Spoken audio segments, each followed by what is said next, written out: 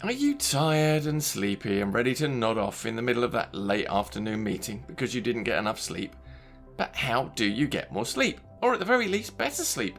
Or even just stay asleep all night? Well, today I'm going to reveal all 7 tips that you can do just before bed to get a better night's sleep. And since I started using these, my sleep quality has improved significantly too. So proven, well, by me at least, plus some science of course. Hello my friend, Edward here, your holistic guide on a mission to provide you with the tools and techniques and understanding to create the world you desire and step into the life of your dreams. And that's what I call conscious engineering. Research has shown that after 17 hours without sleep, our alertness level is similar to having had a couple of stiff drinks, i.e. technically drunk. The bigger problem is sleep debt, something we don't even know we're withdrawing. Now sleep debt is a cumulative effect whereby you don't get enough sleep on consecutive nights, and these little snippets of awake time add up to impairing the mind and body. This means it can disrupt the endocrine and metabolic functions and increase the severity of cardiovascular and age-related illnesses in the long term. The first effects you'll have will be to feel more stressed more of the time, and this is a vicious cycle as it negatively affects your ability to sleep. You'll be more prone to fear and anxiety too. You may also gain weight, and you could even die younger. Oh my god, let's not do that, shall we?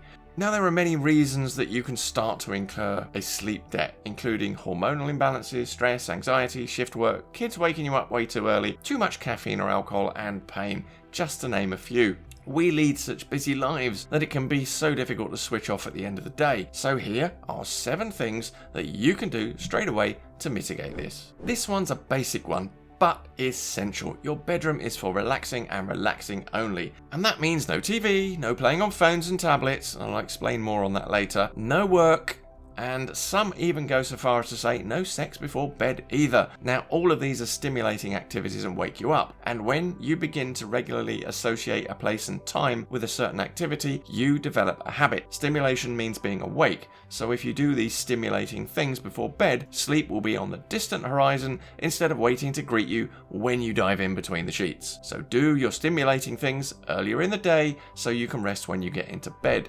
Going to bed before 10 o'clock is ideal, and it's been shown to correlate with healthier sleeping patterns. That doesn't mean you can't binge watch that Netflix series or go out to that party with your friends. Just remember to be consistent with your bedtime on the other days so you keep your sleep bank topped up, and this means weekends also. As you possibly saw in my earlier video about tracking your wake up time and the powerful morning routines you should adopt, my sleep times do fluctuate a lot due to my work schedules, but I do try to remain consistent on the other days and ensure my sleep bank is maintained, even if 10 PM is a pipe dream. Now that video also contains great tips about what you can do first thing in the morning to improve your sleep too.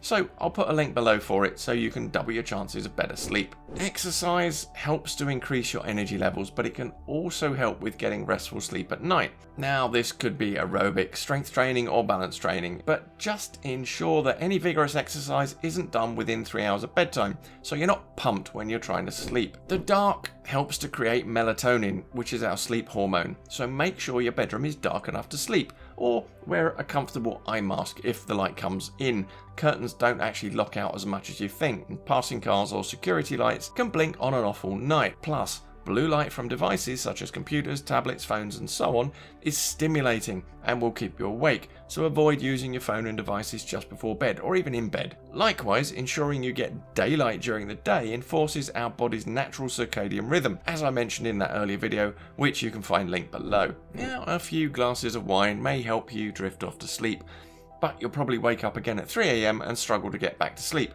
I do, and I need to guzzle water and toss and turn until the effect wears off. What is it with that? Well, alcohol increases our stress hormones and then causes a dip in blood sugar when it wears off. Alcoholic drinks contain carbohydrates, so think sugar. In addition to this, the quality of sleep we do get is poor as the body is busy trying to detoxify the alcohol, so you're not getting REM sleep because you got rammed. Nothing against drinking alcohol, of course, but get the timing right and you'll sleep like an angel, as the saying goes. Caffeine is also disruptive to sleep. It has a 6-hour half-life, so 50% of that cup of double shot Americano you drank at 4 PM to keep you going is still there at 10 PM, and that's a whole cup of Americano just before bed.